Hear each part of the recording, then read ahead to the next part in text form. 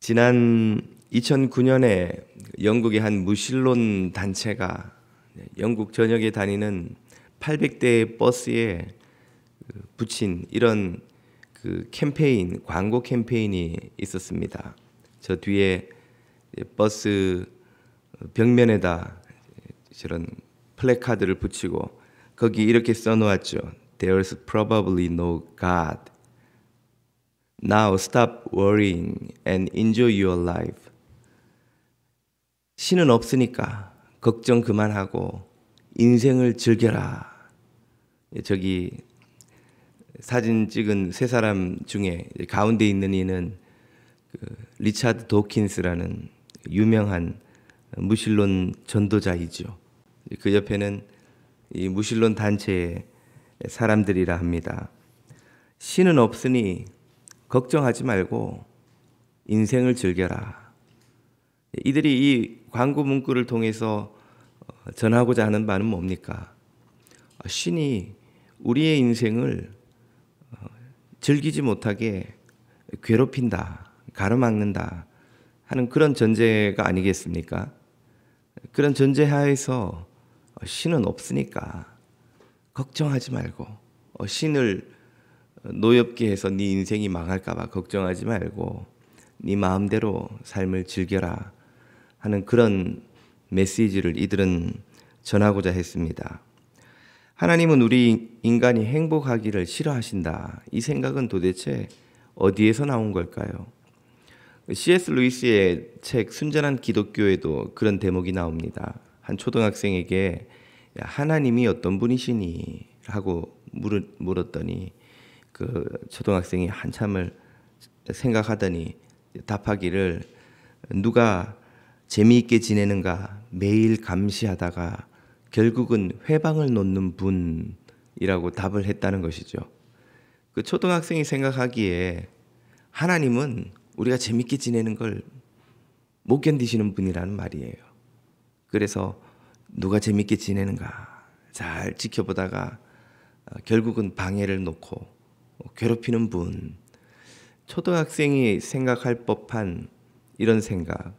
아마도 누가복음 15장에 등장하는 탕자의 비유에서 그 둘째 아들이 아버지 집을 떠나면서 가졌던 아버지에 대한 생각이 이런 것이 아니었을까 또 생각해 봅니다. 아버지는 내가 재밌게 지내는 꼴을 못 봐. 아버지 집에서는 행복하게 재미있게 살 수가 없어. 내가 재미있게 자유롭게 더 행복하게 살려면 아버지 집을 떠나야 돼. 아마 그 아들도 그런 생각으로 그 집을 떠나려고 했던 것이 아닐까 또 생각해 볼 수 있습니다. 이런 초등학생이 가질 법한 이런 어리석은 탕자가 가졌을 법한 생각을 생각보다 많은 사람들이 하고 있다는 사실을 이 무신론 단체가 한 광고 캠페인을 통해서 확인할 수 있죠. 그들은 적지 않은 돈을 들여서 영국 전역에 이런 광고를 사람들에게 할 정도로 확고히 그걸 믿고 있다는 말입니다. 이런 어설픈 생각이야말로 하나님 이해의 가장 큰 장애물이라고 할 수 있습니다. 참된 삶의 장애물은 결코 무지가 아닙니다. 무지가 아니라 어설픈 삶이야말로 참된 삶의 진짜 장애물이라는 뜻입니다. 무지한 사람은 배우려 합니다. 무지한 사람은 겸손하죠. 하지만 어설프게 아는 사람은 배우려 하지 않습니다. 오히려 주장하고 가르치려 하죠. 그 어설픈 삶 때문에 참된 삶을 얻지 못합니다.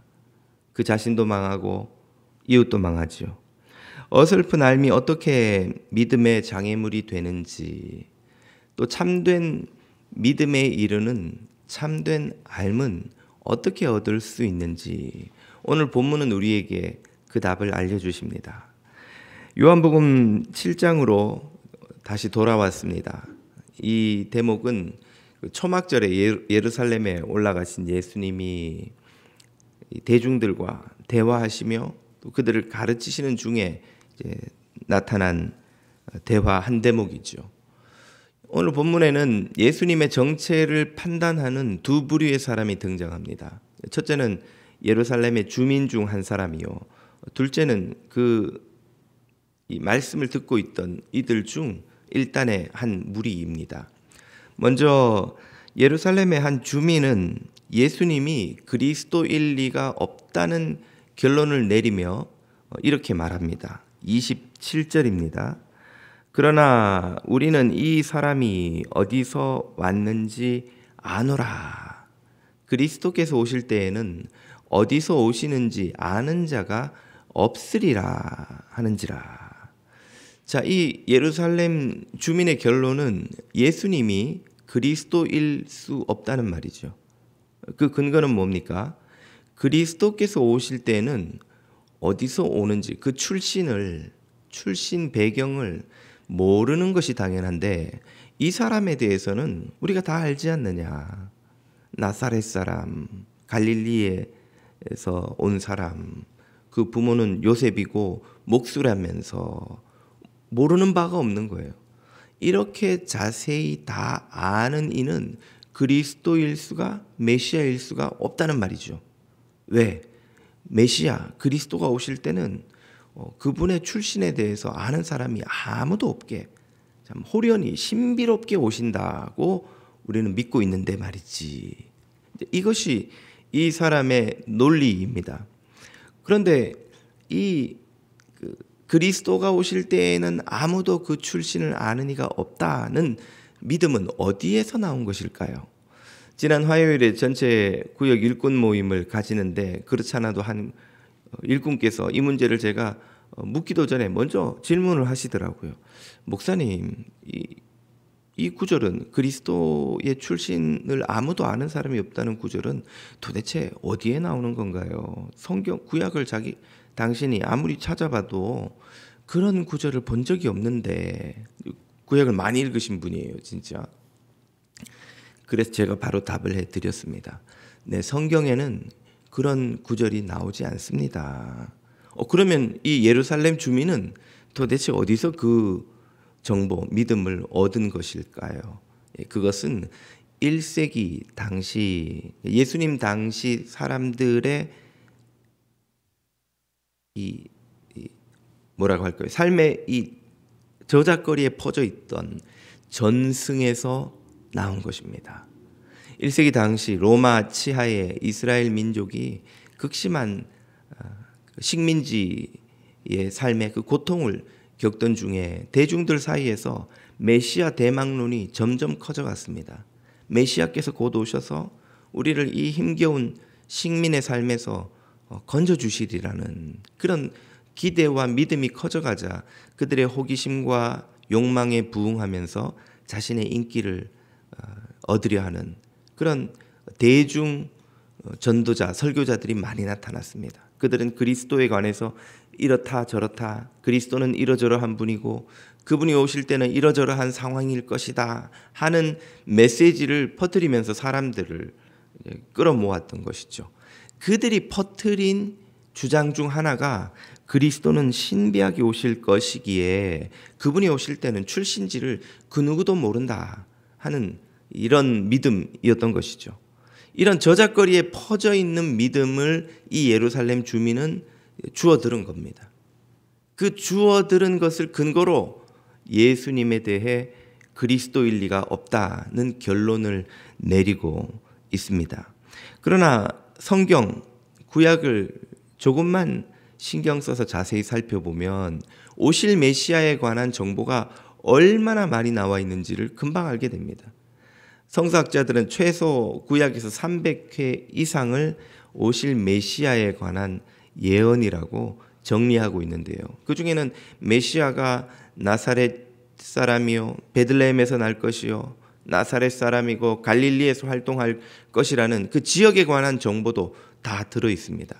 시간 관계상 우리가 309절을 다 볼 수는 없고요. 딱 한 구절만 보죠. 미가서 5장입니다. 베들레헴 에브라다야 너는 유다 족속 중에 작을지라도 이스라엘을 다스릴 자가 내게서 내게로 나올 것이라. 그의 근본은 상고의 영원에 있느니라. 뿌리가 영원에 있는 메시아, 영원 전부터 계셨던 메시아가 어디서 온다고요? 베들레헴에서 온다고. 미가서 구약 선지서에 분명히 나와 있는 거예요. 이러한 예수님의 베들레헴 출생으로부터 나사렛 사람 갈릴리에 사역할 것이라는 구절을 포함한 메시아에 관한 구약의 예언이 널려 있음에도 불구하고 이 예루살렘 주민은 이런 메시아의 출신은 그 누구도 알 수 없다는 뿌리도 근본도 없는 민간에 떠도는 전승을 근거로 예수님이 메시아일 수 없다는 결론을 내리고 있는 것이죠. 참된 성경의 계시를 믿지 않고 어설픈 저작거리에 돌아다니는 이야기들, 사람들이 자기 경험, 자기 믿음, 자기 소신으로 만들어낸 온갖 루머들을 믿으면서 메시아에 관해 그는 판단하고 있었습니다. 그 결과는 그 자신의 눈이 가려져서 예수님이 메시아인지를 깨닫지 못하고 다른 이에게조차도 그 믿음을 퍼뜨리고 있는 거예요. 메시아일 수가 없잖아. 메시아라면 아무도 그 출신을 몰라야 하는데 우리는 그가 나사렛 사람이라는 걸, 갈릴리에서 왔다는 걸 다 알고 있는데 어떻게 메시아일 수 있겠어? 그 자신도 이웃도 함께 망하게 만들고 있습니다. 예수님이 사두개인들에게 하신 말씀이 떠오르지 않습니까? 누가 죽었다가 사람이 부활하면 여러 아내와 살다가 죄송합니다. 여러 아내가 아니고 여러 남자가 한 여자와 살다가 죽으면 누가 그 남편이 되겠습니까? 그러자 예수님께서 뭐라고 그들을 꾸짖으셨습니까? 너희가 성경도 하나님의 능력도 알지 못하는 거로 오해하였도다. 오해하였도다. 왜 오해를 합니까?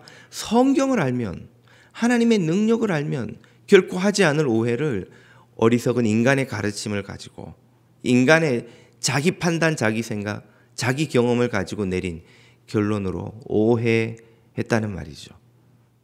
그런 사두개인들이 스스로를 종교 지도자라고 믿고 사람들을 가르치는 바람에 이런 예루살렘 주민처럼 자기의 어리석은 믿음으로 섣부른 결론을 내리고 그릇된 결론에 이르는 바람에 그 말을 듣고 함께 결론에 이르는 사람들까지 망하게 만드는 상황이라는 말씀입니다.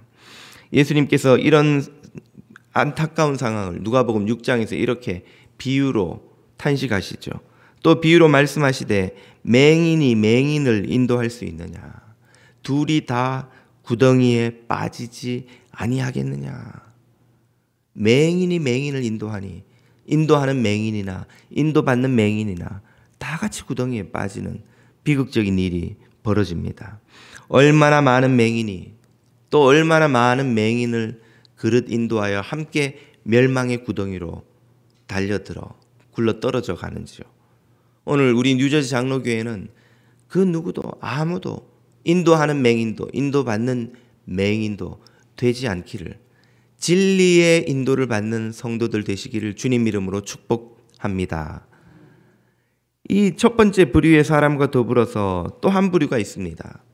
첫 번째 부류는 어설픈 알므로 멸망에 이른 주민이라면, 두 번째 부류는 어설픈 믿음으로 멸망에 이르는 이들입니다. 그 무리들에 관해 31절이 이렇게 말씀하시죠. 무리 중 많은 사람이 예수를 믿고 말하되 그리스도께서 오실지라도 그 행하실 표적이 이 사람이 행한 것보다 더 많으랴 하니. 첫 번째 무리 중 첫 번째 사람 예루살렘 주민은 예수님을 메시아로 믿지 않았습니다만은 이 두 번째 부류 무리 중 많은 사람은 그냥 무리라고 하겠습니다. 다행스럽게도 예수님을 믿었습니다. 믿고 말하지요. 이분이 그리스도가 아니겠냐. 그리스도가 오실지라도 행하실 표적이 이 사람보다 더 많을 수 있을까? 그렇다면 이 사람이 그리스도가 아니면 누가 그리스도겠느냐? 다행히 그리스도라는 결론에 이들은 이르렀어요. 그래서 믿었습니다. 그런데 그들의 믿음의 근거가 무엇이었습니까? 예수님이 행하신 많은 표적이었죠. 이렇게 놀라운 일을 하시는 분이라면 그리스도일 가능성이 충분하지. 그리스도일 수 있지. 그들의 믿음의 근거는 예수님의 표적이었습니다. 그렇게 표적 때문에 믿은 이들에게 예수님은 그런데 찬물을 끼얹어 버리세요. 본문 33절과 4절을 보십시오. 예수께서 이르시되 내가 너희와 함께 조금 있다가 나를 보내신 이에게로 돌아가겠노라. 이것은 예수님이 죽으심과 부활하신 후에 승천하시는 사건을 미리 예견하신 말씀이지요. 그런데 그때 어떤 일이 벌어질 것인가? 34절 너희가 나를 찾아도 만나지 못할 터이요 나 있는 곳에 오지도 못하리라 하시니, 나를 지금 메시아로 인정한 너희가 나를 못 만날 거단 말이에요. 나 있는 곳에 오지도 못할 것이란 말이에요. 이게 무슨 말입니까? 예수님은 부활하신 후 승천하시기 전까지 당신의 제자들을 여러 곳에서 만나셨습니다. 베드로와 요한과 마리아와 12제자와 나중에는 120명의 제자들이 있는 곳으로까지 오셔서 그들을 다 만나셨죠. 그리고 그들에게 약속도 주셨습니다. 내가 가서 있을 곳을 예비하러 가노니 그 곳을 예비하면 너희에게로 다시 와서 너희를 나 있는 곳에 인도하여 함께 있게 하리라. 요한복음 14장 1, 2, 3절 말씀이죠. 그렇게 함께 있으리라는 약속까지 주셨어요. 심지어 우편 강도에게조차 오늘 네가 나와 함께 낙원에 있으리라, 나와 함께 있으리라는 약속을 주셨죠. 나와 함께 있을 것이다. 내가 나 있는 곳에 너희를 데려갈 것이다. 너희가 나를 만날 것이다. 이 모든 말씀은 구원에 관한 약속입니다. 당신의 제자들과 우편 강도에게조차 주셨던 그 구원의 약속을 지금 당신을 믿게 되었다는 이 무리들에게는 해주지 않으시는 거예요. 너희는 나 못 만날 거야. 나 있는 곳에 너희는 함께 있지 못할 거야. 아니, 믿는다는데 왜 이 사람들은 예수님을 만나지 못하고 함께 있지 못하고 구원받지 못한다는 말입니까? 그 이유는 그들의 믿음이 참된 것이 아니었기 때문입니다. 그들의 믿음은 표적을 보고 얻은 믿음입니다. 요한복음 우리가 7장을 봅니다만 앞서 6장, 5장에 보면 계속의 반복에 등장하는 사람들이 예수님의 표적을 보고 몰려와 믿는 이들이죠. 오병이어의 기적을 보고 몰려온 5천 명의 사람들, 그들은 예수님을 메시아로 믿고 왕으로 모시려고 했습니다만 예수님의 말씀을 듣고 이 말씀은 듣기 어렵도다, 누가 따를 수 있으랴 하고 거의 모두가 예수님을 떠나갔습니다.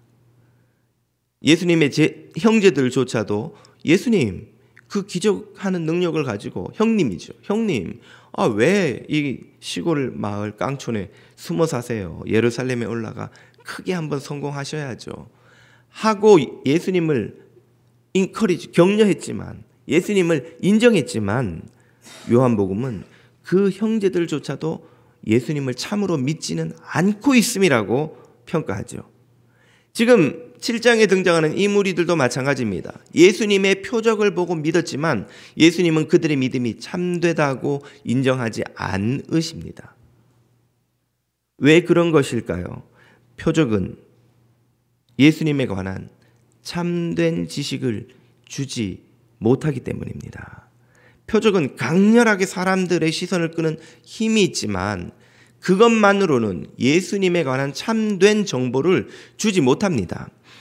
요한복음 17장 3절은 참된 믿음, 참된 영생은 어디에서 오는지를 이렇게 설명합니다.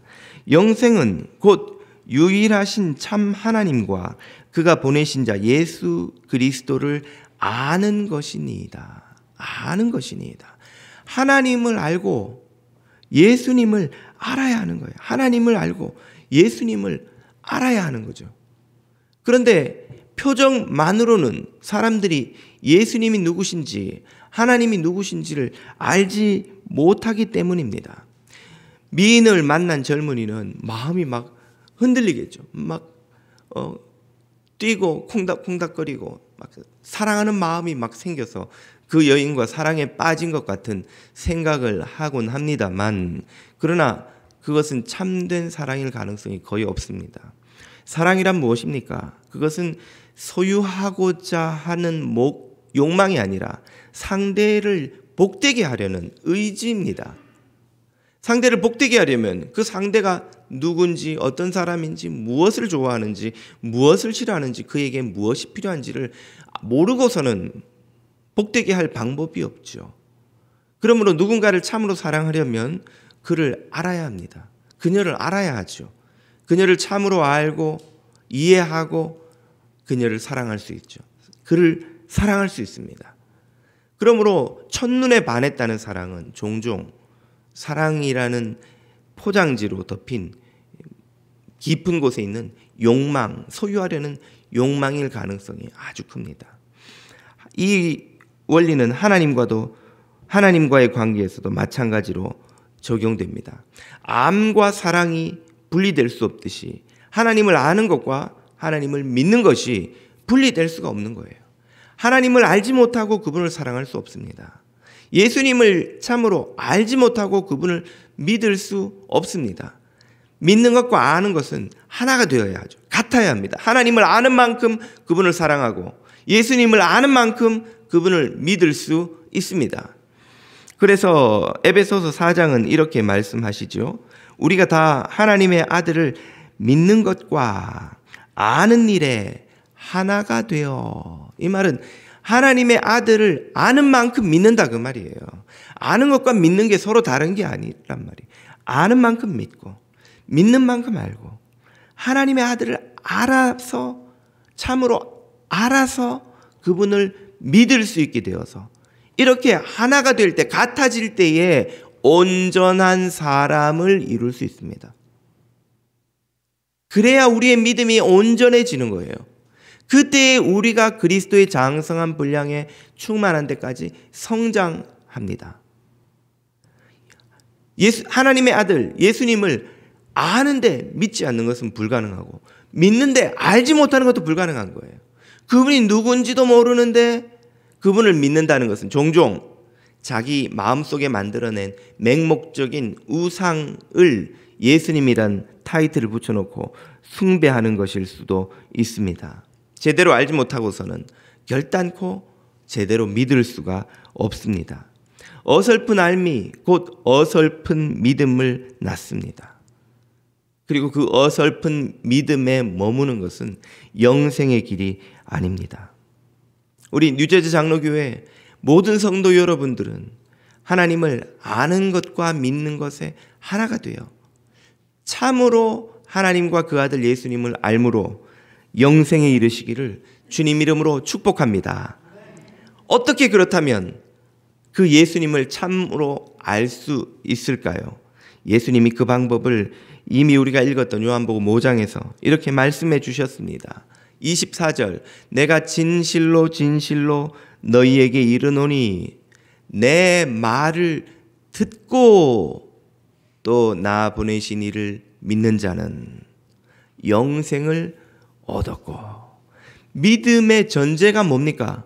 내 말을 들으라는 거예요. 내 말을 듣고 믿는 자가 영생을 얻는 거예요. 예수님의 말씀을 귀 기울여 듣는 자가 영생을 얻는 거예요.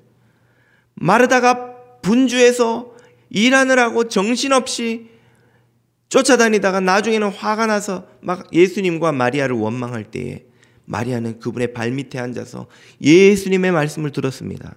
예수님은 그 마리아를 평가하면서 마리아가 좋은 편을 택하였으니 결단코 빼앗기지 아니하리라. 성도에게 가장 좋은 자리는 어디입니까? 예수님의 말씀을 듣는 자리입니다. 예수님의 말씀을 귀 기울여 듣는 자리입니다. 예수님의 말씀을 듣고 믿는 믿음이라야 참된 믿음이 됩니다. 이 사실을 성경이 곳곳에서 증언하지요. 예수님께서 사마리아의 수가성에 가서 만난 여인으로 인해 수가성 사람들이 예수님을 믿게 되었을 때 그들조차도 이렇게 고백합니다. 4장 42절 그들이 그 여자에게 말하되 우리가 이제 믿는 것은 네 말을 듣고 믿는 것이 아니니 이는 우리가 직접 그 예수님에게서 듣고 그가 참으로 세상의 구주신 줄 알미라 하였더라. 아멘. 이 수가성 사람들도 여인의 말을 듣고 예수님에게 달려왔지만 호기심에 놀람에 그 여인의 간증에 도전을 받고 달려왔지만 그것도 믿음이라고 부른다면 부를 수 있겠으나 그것은 참된 믿음이 아니었습니다. 그들이 참된 믿음을 갖게 된 것은 예수님에게 와서 그분의 말씀을 직접 들었을 때에 그 말씀의 능력과 생명이 그들에게 부어졌을 때에 그들이 참된 믿음을 비로소 가질 수 있었습니다. 예수님의 말씀을 직접 듣는 것을 대신할 수 있는 그 어떤 것도 이 세상에 없는 줄 믿으시기를 축복합니다. 예수님의 말씀을 듣는 자에게 생명이 생깁니다. 왜입니까? 예수님의 말씀에는 생명의 씨가 들어있기 때문이죠. 그 씨가 사람들의 마음밭에 떨어질 때에 열매를 맺어 생명의 나무가 자라기 때문입니다. 그래서 사도 바울은 로마서에서 이렇게 말씀하십니다. 그러므로 믿음은 들음에서 나며 들음은 그리스도의 말씀으로 말미암았느니라. 아멘. 그리스도의 말씀을 들을 때에 그리스도께서 하시는 말씀을 귀 기울여 마음을 열고 들을 때에 마음의 믿음이 싹트기 시작합니다. 그러므로 그리스도의 말씀을 듣지 않고 생기는 모든 믿음은 오늘의 이 문맥에서 볼 때 부족한 믿음이요, 불완전한 믿음이요, 어설픈 믿음이라 할 수 있습니다. 거기에 머물러 있어서는 영생을 알 수 없습니다. 우리는 참 많이 듣습니다. 우리 한국 개신교도들만큼 말씀을 많이 듣는 자들이 또 있을까 싶을 정도로 주일 설교를 듣죠. 새벽기도 매일 듣죠. 수요기도에 듣죠. 금요기도에 듣죠. 주중 성경 공부 듣죠. 유튜브로 설교, 이 목사님 저 목사님 설교 듣죠. 아마 한국 사람들만큼 말씀을 많이 듣는 사람들이 다른 나라 개신교도들에게 또 있을까 싶습니다. 이렇게 우리는 말씀을 많이 들으니 그러면 우리는 다른 나라 기독교인들보다 더 생명에 가까운 믿음을 많이 온전한 믿음을 가진 성도들이겠군요 라고 아마 생각하실지도 모르겠습니다. 이 생각은 맞기도 하고 틀리기도 합니다. 왜 맞기도 합니까? 말씀을 들어야 생명이 생기기에 말씀을 많이 듣는 것은 분명히 생명을 얻는 중요한 기회라는 점에서는 맞는 말이죠. 그러나 동시에 틀리기도 합니다. 그 이유는 말씀을 많이 듣는다고 하여 반드시 생명을 얻는 것은 또 아니기 때문에 그렇습니다. 아니, 말씀을 들어야 생명을 얻는다는데 많이 들어도 생명을 얻지 못한다는 건 또 무슨 말입니까? 왜 말씀을 많이 듣는 이들이 생명을 얻기도 하고 얻지 못하기도 한다는 말인가요? 참 믿음을 얻기도 하고 얻지 못하기도 한다는 말인가요? 도대체 뭐가 문제입니까? 문제는 그 많은 말씀을 듣는 이의 마음 밭의 차이 때문입니다. 예수님은 씨 뿌리는 비유에서 그 씨 뿌리는 자는 바로 당신을 가리키십니다.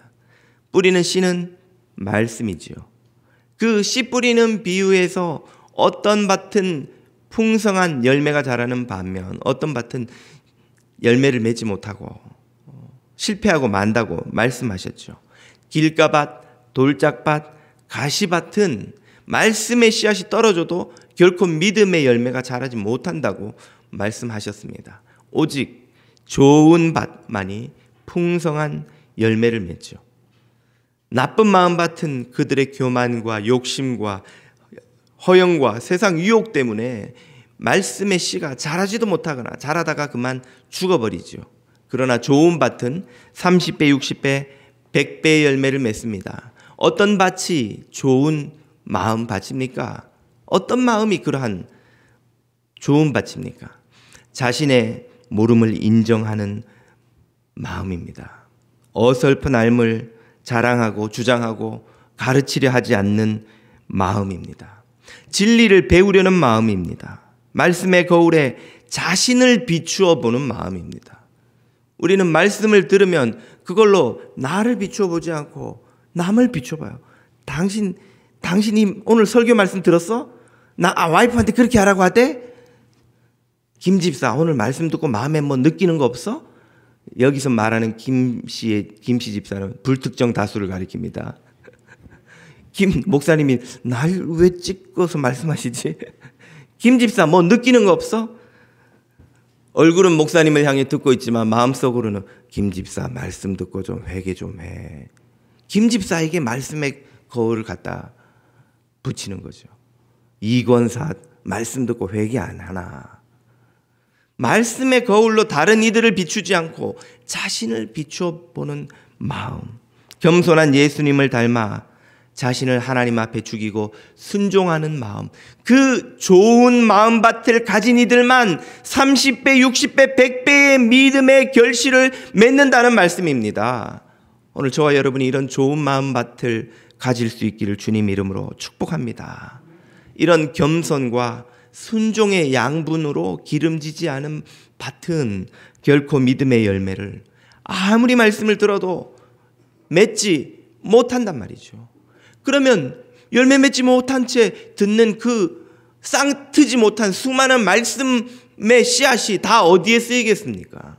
그게 내 마음밭에 떨어져 30배, 60배, 100배로 열매를 맺어야 되는데 전혀 열매 맺지 못하고 싹도 틔우지 못하고 고스란히 밭 위에 그냥 쌓여 있는 거예요. 그걸로 다른 사람들을 정죄하는 무기와 칼날로 씁니다. 말씀 보라고. 이 말씀에 보면 김 집사 당신 그때 그런 식으로 살아서 예수 믿는 거라고 할 수 있겠어? 이권사 그러고도 천국 가겠어?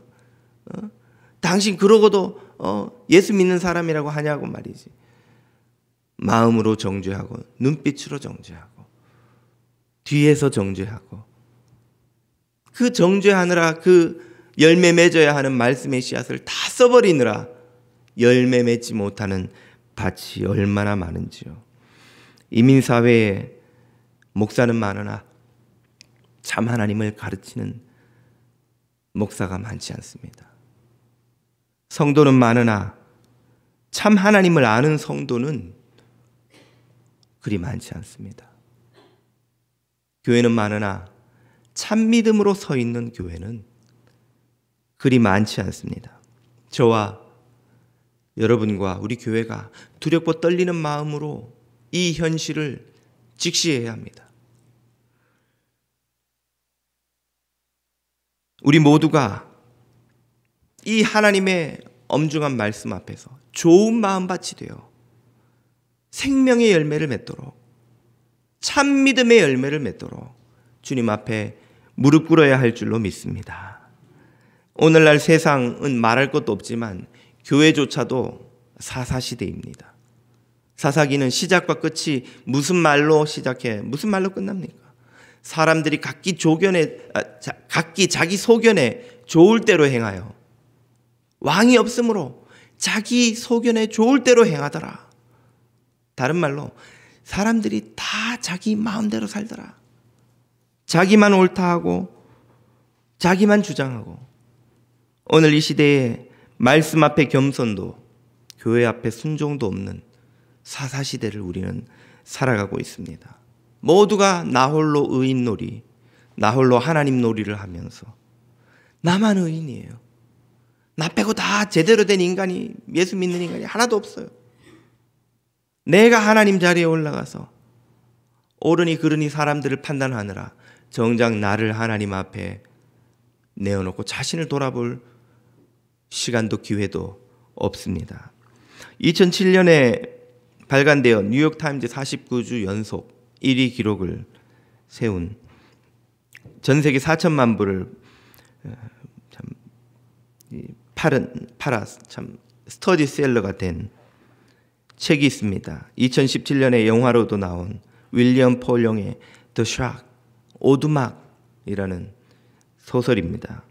한 시련에 빠진 남자가 사람의 모습으로 나타나신 하나님을 만나 대화하다가 그가 겪던 온갖 문제에 답을 찾아가는 그런 판타지 소설입니다. 분노와 죄책감에 시달리던 이 남자는 자신 앞에 나타나신 하나님이 보좌에서 내려오시더니 자기더러 그 심판의 보좌에 앉으라는 말씀을 하시는 걸 듣습니다. 아니, 내가 왜 하나님 심판의 보좌에 앉습니까? 나는 심판자가 아닌데요. 그래서 하나님이 이렇게 말씀하시죠. 자네는 평생을 사람들을 심판하며 살아오지 않았나?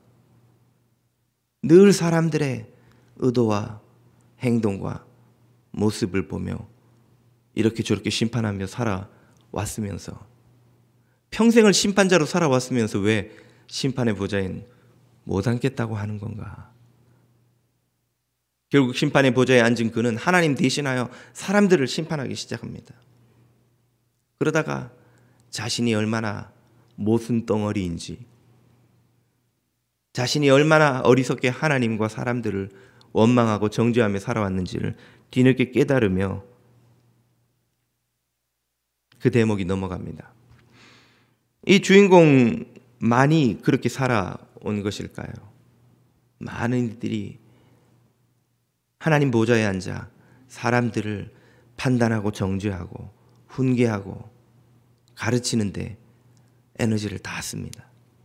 정작 하나님 보좌 앞에 무릎 꿇고 자기 자신을 돌아보며 말씀의 거울로 고침받을 기회는 얻지 못하지요. 왜 그럴까요? 왜 사람들은 자신은 보지 못하고 다른 이들을 판단하고 정죄하는데 여념이 없을까요? 예수님의 말씀에 의하면 그 이유는 하나님을 모르기 때문입니다. 참 하나님을 모르기 때문이에요. 당연히 그 아들 참 예수님도 모릅니다. 하나님을 알지 못하면 참 생명을 알지 못합니다. 다시 한번 예수님의 이 말씀을 들어보십시오. 요한복음 17장입니다. 영생은 곧 유일하신 참 하나님과 그가 보내신 자 예수 그리스도를 아는 것이니이다.